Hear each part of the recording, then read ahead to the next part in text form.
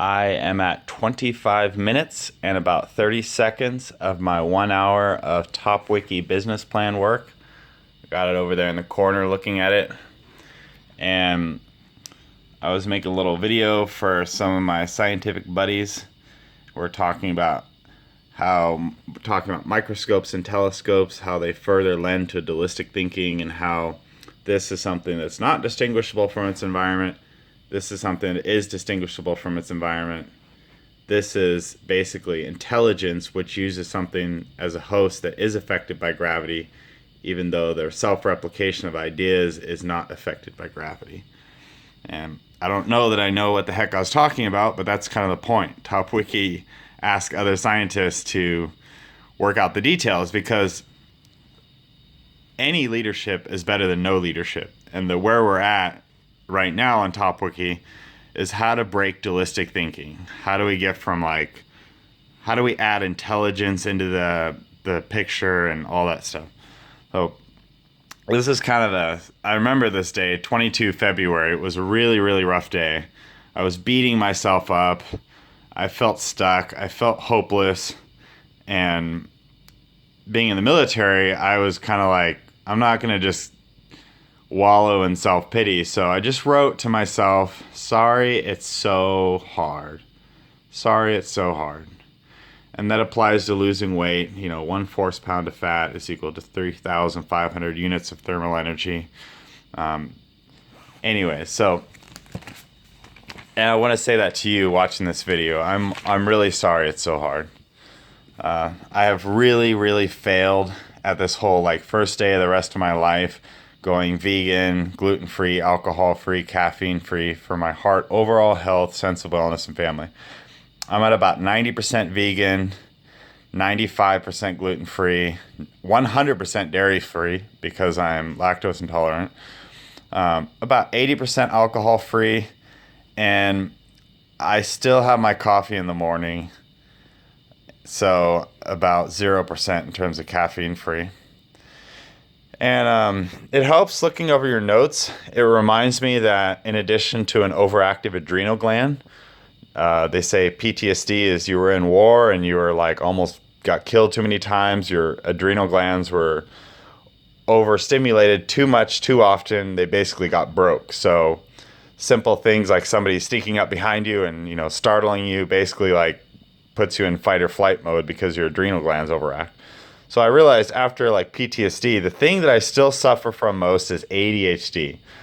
I straight up forget everything that I wrote 6 months ago. It's almost like I'm looking at what a different person wrote. I'm like, I didn't know I was thinking about that. I didn't know I cared about that. I forgot I already paid $750 for an Ironman. Oh yeah, I do have money floating out there that's mine.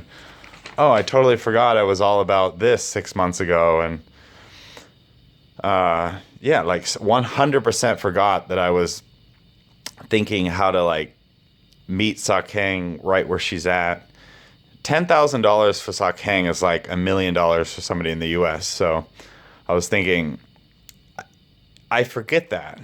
But if I can get myself to not forget that, then we can start doubling that to 20,000, and then get that to 40,000, and then get that to 80,000. And yeah, so again, I was just reading this, and it's very humbling reading notes from even 6 months ago. When I start reading notes from 3 or 4 years ago or 5 years ago, it gets really interesting.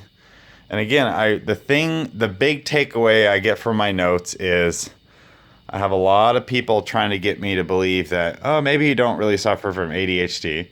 And when I look at my notes, I think it has got to be on the top 2 greatest insights of my entire life. When I was at the psychiatric hospital, a team of fellow doctors, when they heard that I had finished my PhD, all the coursework, that I have a PhD C, they talked to me as a fellow doctor and they said, look, Nyan, you really suffer from ADHD at a level we rarely see. And the thing is if a lot of your friends and your family members suffer from ADHD too, you feel normal. So when you're around other doctors, colleagues, and they're like, you suffer from ADHD worse than all the rest of us, it's probably why you have a PhD C instead of a PhD. And So just reading my notes, I realized, yeah, they're right. And it's not a death sentence. That's why I came up with a 40-year OCD and O chart, overcoming conflicting desires and opportunities. Because with ADHD, your mind's too fluid. It has too much plasticity. You have too many ideas too often. Your mind can just endlessly match patterns and come up with new goals. And what happens is it comes at the cost of accomplishing anything, because you just start to forget everything you ever did a week ago or a month ago or 6 months ago. It's like you become a new person every 3 months, and you forget everything you ever cared about, dreamed about, and fought for and sacrificed for. So it's constantly like you're starting back at zero all the time with ADHD. So that's the embedded like 0, 0. And so, yeah, that's my takeaway from this, is that I need to realize if you don't have ADHD, you just work on something until it ultimately works. You get the result and you move on to the next big thing. So when you see like business people and they create one successful business, sell it for 20 million, and they create another successful business and they sell it for 100 million, and then they create a third successful business and they sell it for $1 billion, and they don't have ADHD. They work on something and they work on it and they work on it until it works. And then as I finish working, they're like, okay, I'm done. What's the next thing I'm going to work on? And people who do have ADHD, like me, it's a total death sentence if you don't realize you have it and you don't overcompensate for it.